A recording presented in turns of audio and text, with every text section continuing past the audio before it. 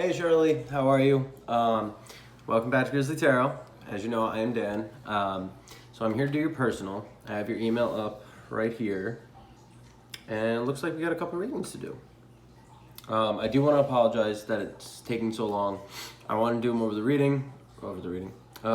weekend. I'm ended up getting like a 3 or 4 day cold. And today I'm still a little, you can hear it, I sound a little like congested. But at least I'm not sneezing every 5 minutes. So, that's a plus. So first we're going to start off with the Where Are You on Your Journey spread. And yeah, let's just jump right into it. So I hope everything's good with you. I had a really long, busy weekend. I was working like 3 jobs and I was sick, so very frustrating. But let's get to it. Oh, and my kitty cat decided to come out. I also got a microphone. Hopefully you can hear me good. Been working with that because I just did a couple other readings. Alright. 5 cards. Where is Shirley on her journey?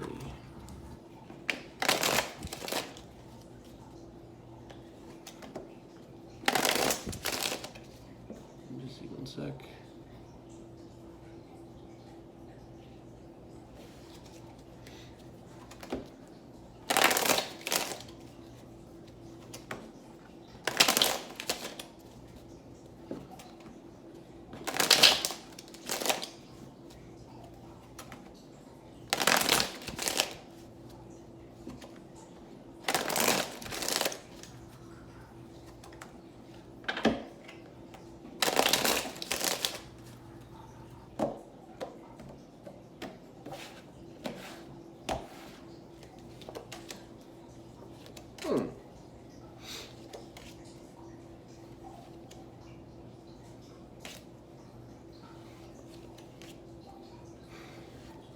Okay, I'm gonna say right off the jump, this is a beautiful reading. Oh. Where are you currently on your journey? Okay, well, currently, the first card that came out, the Wheel of Fortune. Okay, the Wheel of Fortune is one of the biggest major arcana cards in the tarot. So, for one, it's a 10, okay? 10 signify completions. They are the ends of cycles and the beginning of a new one. Okay, Wheel of Fortune, it also talks about cycles. Wheel of Fortune is basically the Wheel of Fortune. The way I like to look at it is the Wheel of Life, okay?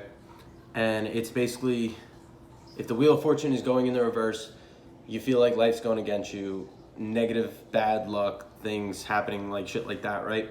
Upright, it's very positive energy. The world is kind of pushing you towards your next step type thing, okay?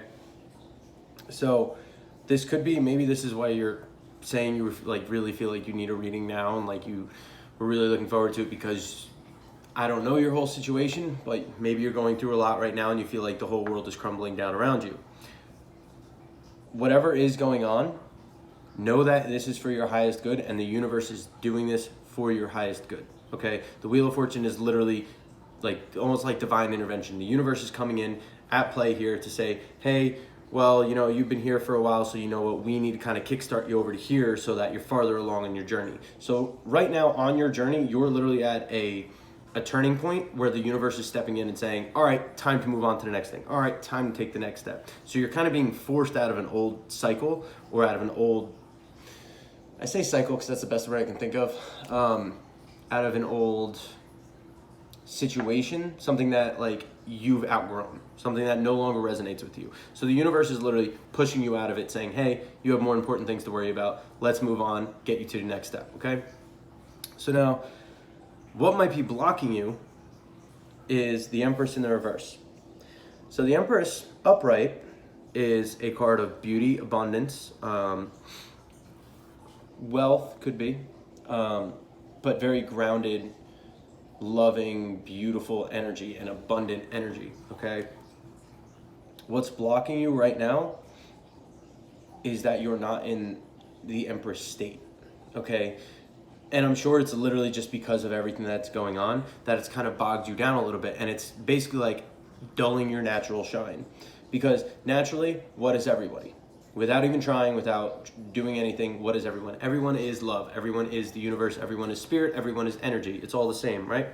But what we resonate the most at our highest is the resonance of love, of pure love and enlightenment. So when you're not in this Empress state, you're vibrating way lower, at a way negative pace. There's it's called the scale of consciousness, and I wish I was really good at editing and I would just like put it like right here in the camera. But so it basically talks about all these different emotions and the level of consciousness, or a level of enlightenment, however you want to look at that. So I would say the Empress is upon the love and gratitude level, which is a 500 or 600. I'm just gonna look it up real quick. Scale of consciousness. Image. Okay. I'm gonna move the camera right now, and hopefully I can get it to go back. Oh, I can't even turn around. Crap. Okay. One second.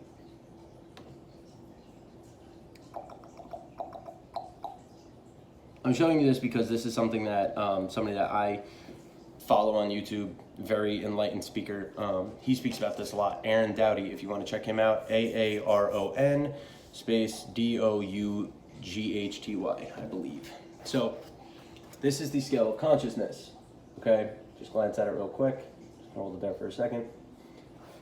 Now, in the lower contracted energies, there's anger, desire, fear, grief, apathy, guilt, shame. Okay. In the higher expanded love consciousness levels, it starts at neutrality, then willingness, acceptance, reason, love, joy, peace, enlightenment. Okay, so love is at 500. Okay, in an Empress state, you are in a very loving, joyous, and like acceptance state. Okay, in the reversed Empress state, you're in a more repressed state. So like you're not living in your higher vibrational self. So again, this is probably from accumulation of things that have happened over time, and just kind of feeling like the universe is like out to get you type energy, and just feeling like nothing's going your way. So that's what's blocking you right now, is you're kind of in a funk and you're not at your highest level right now, if that makes sense. Maybe not your highest level. You're just kind of not in your groove. You know, when you're feeling off and just shit's been going bad for a while, that like, you're just finally like, I can't do this anymore. Like, this is too much, blah, blah, blah.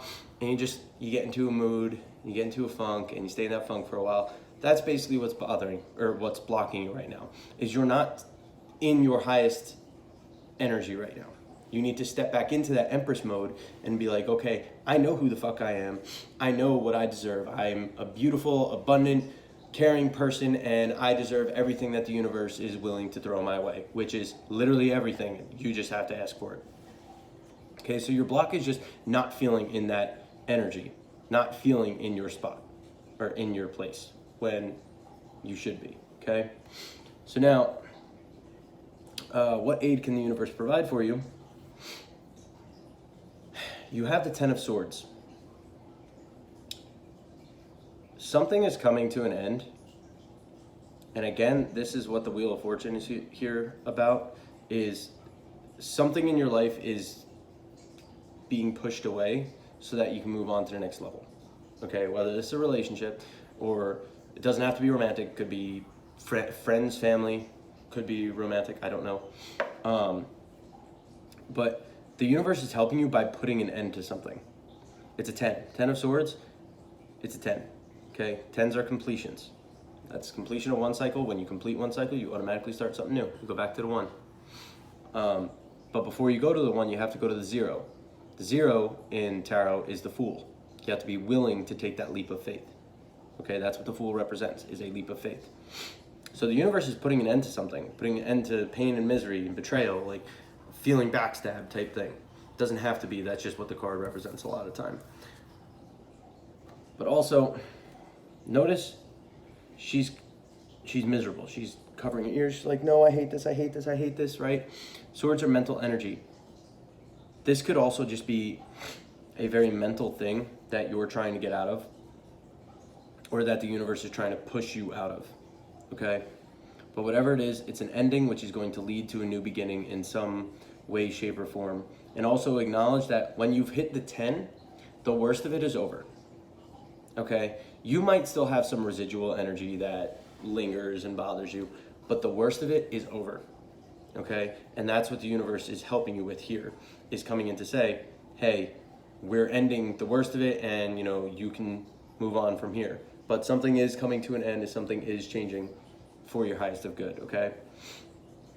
Now, what can you add to your life to help you connect more with your spiritual side? Duality. Okay, you have the two of wands. Twos are choices. Two, dual. Okay? Duality. Now, when I say that, this is something I've personally struggled with a lot. Still am. Still working on it. We're all a work in progress. You will be until the day you die. Everyone is. Okay? Duality, when I say that, I mean living a spiritual life, living a 3D life.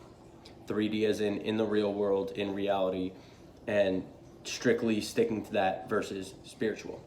Okay? You can't just pick one.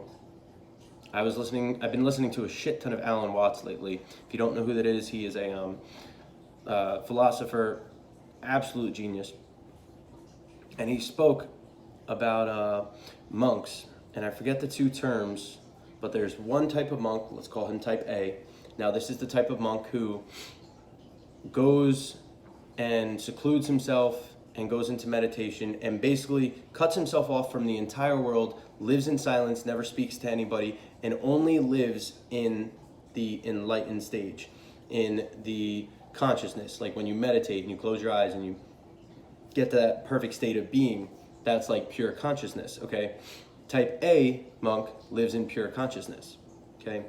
Does not associate himself with reality, does not associate himself with the real world, with 3D, okay? Just completely secluded into spirituality. Now, type B monk, he gets to that place of consciousness where he gets so enveloped in the spirituality, and he sees that, and he basically attains the same thing as monk A, but he doesn't stay there. He realizes, okay, if I were to stay here, then I would be failing as a human. Because as a human, I am here to live a life.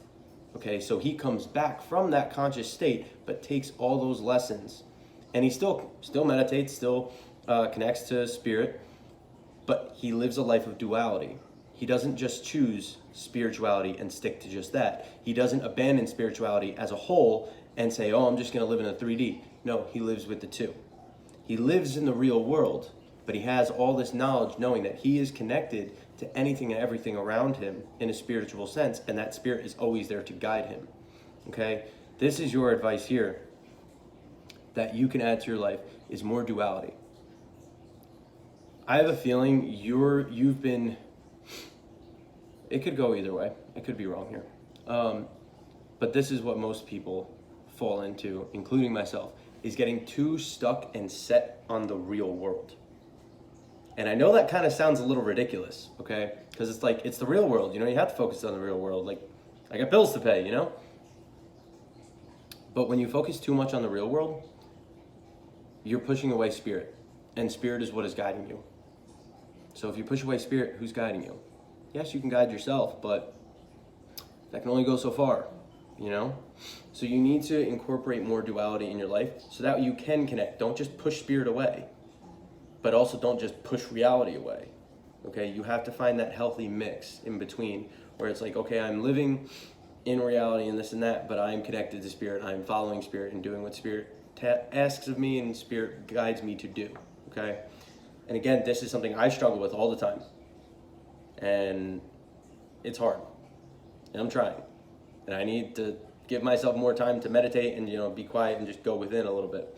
but I try here and there, and I try and, you know, speak to spirit, kind of like pray, like how most people say. But you do have to have that duality. You can't just choose one road, okay? So that is how you can add to, how's it worded? Add to your life to help you connect more with spirit. Okay, I just had to relook at the question and see how it sounded. So now, and when I said in the beginning that, like, this is a good read, the final question is, what are you capable of when you fully reach your potential spiritually? Your card for that is the star. The star is a wish card. Make a wish. What do you want? In other words, what aren't you capable of? Whatever you wish for, you can have. It's just you have to have the faith in spirit that it'll come through, that it'll come true. Okay? Basically saying, make your wish, believe and know for a fact that spirit will help you to attain it. And then from there, the steps to achieve that wish will be presented to you. But you need that duality. You need to trust that spirit will do so. And then in the process of trusting, when these signs come up, you have to take the steps in reality to get there. See what I mean? And this, I love this spread because pretty much every single person that I've read it for, the final card is something along the lines of, what can't you do? And I love it because that is like the ultimate message when it says trying to connect with spirit and using the law of attraction and manifesting and living a duality life between, bringing the two together almost as if one, and living a life through that. Because when you do that, you can do anything in life. You can attract anything into your life because you have the spirit or the faith in spirit that you will get what you want, and then you're taking the realistic steps to get there. Okay? So basically, what do you wish for? You can have pretty much anything you want. You just have to trust and allow yourself the time and allow spirit the time and follow the steps. Okay? Now, another way to look at this card talks about renewal and rebirth. Okay? When you reach your full spiritual potential, it's like being reborn again in a spiritual light to the enlightenment. Okay? This is the best way I can think to put that. So, again, I think that's an awesome read.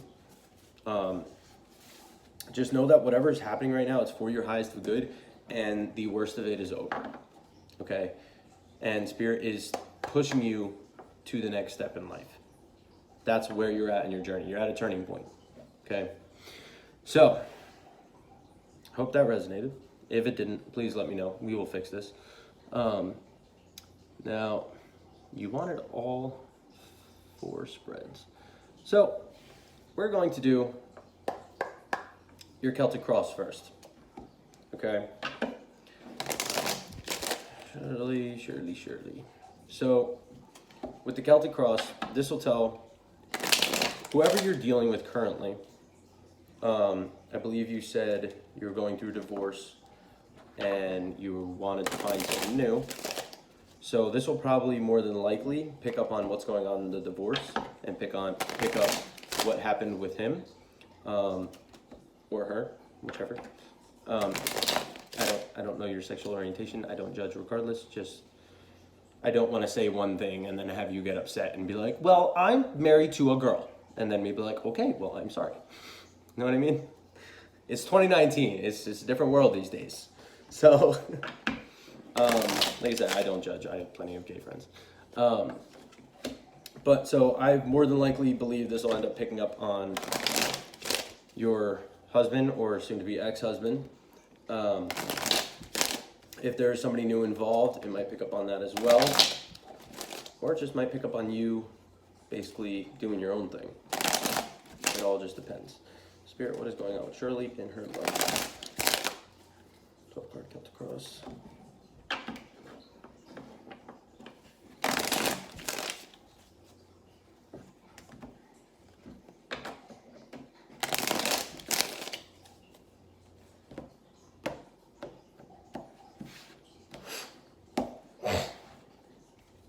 I'm sorry, that was gross. I told you I'm sick. I'm dealing with it. Okay.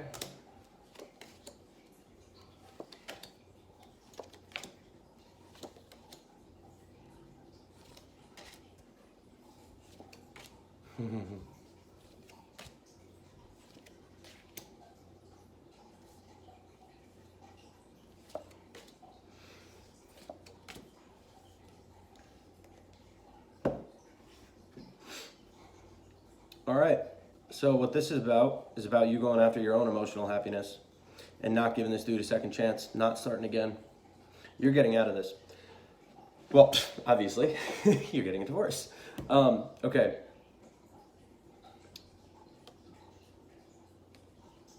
Okay. So, at the bottom of the deck, you have the Ten of Cups, the ultimate emotional happiness card. Okay. That's what this whole read is about. You going after your own emotional fulfillment. Okay. In your current situation, you have the Seven Swords reverse, getting away from something. Okay. It's typically a card of like getting away with something, but in this regard, it's getting away from something. Okay. Your challenge here, the Ace of Wands in reverse. Ace of Wands upright talks about a new beginning, starting fresh, starting over. In the reverse, no new beginning. Your challenge is to not start this over. Do not try and reignite this flame. Do not try and fix this again. Okay? And I think you're on the right track with that, obviously, if you're going through a divorce right now. But being that I haven't spoken to you in a couple days, and I also did not dig into your situation because I don't like to. It's people's privacy. Also, I like to kind of like, I guess, woe the reader or the client, because when they don't tell me anything and then I read their whole situation, they're like, holy shit. And I'm like, holy shit. I surprise myself sometimes. I do my own readings and they scare the shit out of me sometimes. But so your challenge here is to not start over. I mean, I'm sure there's a part of you that's like, we have some history. We shared a lot of good times, whatever, even though they were bad, maybe we could start over. If there is that side of you saying that, your challenge here is saying don't do it. Okay, your challenge is to literally not do that. Don't start over. Don't try and reignite this. No new beginning. Plain and simple, okay? So in the past, you have the Five of Swords, filled with conflict, filled with one-upmanship. Somebody constantly needs to be the winner, whether this was you or them. But the Five of Swords is literally like, I'm going to fight you to the end, blah, blah, blah, blah, blah. I'm not going to give up. I'm just going to keep arguing. I have to have the last word. I'm going to keep fighting until you just give up, okay? Even if I've already won and I've clearly won, I'm just going to keep fighting and I'm going to mercy the shit out of you. Wow. I say wow just because, yes, these are all the meanings of the card, but like usually I give that like in a quick little 1-2. That was a lot. And that just flew right out.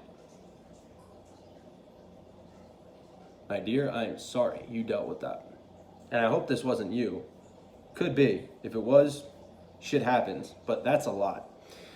That's what you're dealing with in your recent past. So your goal here, you have the Page of Swords. Cutting it off.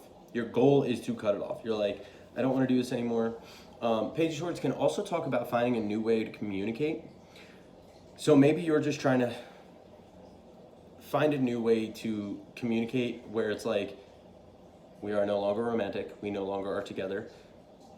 We literally only have to talk for X, Y, and Z, and that's it. Hopefully there's no conflict involved. So you're trying to find a better way to communicate so that there's no conflict involved and there's no more of this Five of Swords energy, okay? Because that was a lot and that's stressful as fuck to deal with. But ultimately you want to cut it off and get rid of it. And I say that again because what's driving you here is the Knight of Swords. You just want to get the fuck out and cut it the fuck off. Knight of Swords is very fast-paced moving energy. He just is kind of go, go, go, go, go. I'm just going to run straight into battle, right? Like, look at him. He's running straight into battle. He's like ready to go. And his sword is drawn and he's ready to cut the dude off. So that's what your goal here is. You're trying to just cut it off and probably find a more harmonious way to communicate so you don't have to deal with, again, this Five of Swords energy. So what you have coming up in your near future is the Four of Wands, stability. Okay, Four of Wands can also signify a marriage, Could also signify like happy home situation. So maybe with this divorce, you're finding your own stability and you're going to have your own happy home when you're no longer dealing with him, okay? I don't see it as a wedding. I don't see it as marriage. I see this as you just finding your own stability and finding your own happiness and your happy home, okay? Away from this. So, but your internal influence right now, judgment in the reverse, not offering a second chance, not trying again. Judgment can be seen as a reconciliation card. It's not always a reconciliation card, but with the cards laying here, that's what it is. It's like, nope, I'm not giving this another chance. I'm not giving this another any more time of day. I'm not giving this the time of day or any more of my energy. I couldn't think how to word that. So now in the external influence. Wow, talk, Dan. Words. In your external influence, you have the King of Cups. Okay. This could be him. This could just be the energy around you. Okay. Trying to stay very emotionally balanced. One thing I've noticed with this deck, because different decks based on the visuals can have different meanings. Yes, the initial meaning behind the card is there, but with different decks, they slightly alter. The King of Cups in the regular Rider-Waite tarot signifies either masking your emotions or being very emotionally balanced, even though you feel like your emotions are all over the place. So in this external energy, you could be saying like he's very emotionally balanced right now, or trying to stay very emotionally balanced. Or this could just be the energy around you. It doesn't have to be him. This is external influence. So external to you. Okay? Could be somebody trying to keep you emotionally balanced. One of your friends hanging around you trying to like keep you calm type thing. Doesn't have to be. But one thing I want to point out, and I say it again because with this deck it's come out a couple times and it's usually the reversed of the other one, of the other deck. But in this deck, upright, I get the message sometimes, and I don't know why, I kind of feel like it could be here. Doesn't have to be. But could talk about a drinking problem.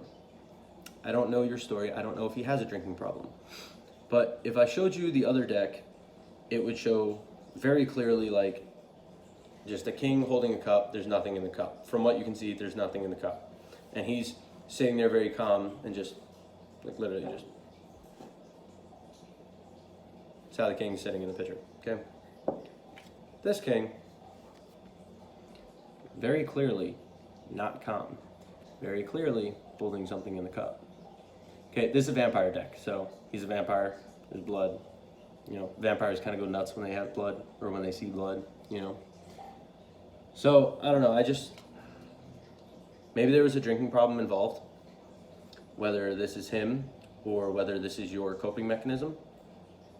Whether it's his coping mechanism, your coping mechanism, whatever it is. This is an external influence, I feel. But again, it doesn't have to be. It could just be somebody trying to rein in their emotions, but it's very hard for them. Okay? This is somebody external to you who's involved in the situation. So either friends trying to console you, or him, or just the energy around you that you feel very like out of whack, and it's like you have to try and control and suppress your emotions. So now what you're hoping for Six of Pentacles, equal give and take, balance. You're hoping for this, like a smooth situation. And with the divorce, everyone does. You're hoping for fairness, for justice, for things to go equally in both your favor. Okay? The Six of Pentacles talks about balance, equal give and take. And also in the traditional Rider-Waite tarot, he's holding a scale, which is justice. Okay? So you're hoping for just a good, fair, just outcome. Okay? Your fear here, let's see it, it's the Nine of Cups in the reverse. You fear like you're not going to be happy. Nine of Cups is the contentment card, the satisfaction card, the I have everything I could really ever need card. You know, I'm good.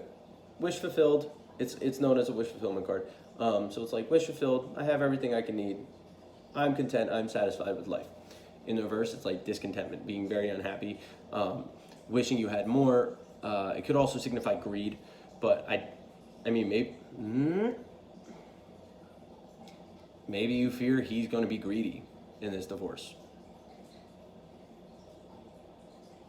That could be it. If your hope is for fairness and justness and equal give and take, your fear could very well be greed. That he's going to be a greedy motherfucker here. Whatever it is, apply it to your situation. You could fear he's being greedy. You could fear that you're just not going to be happy.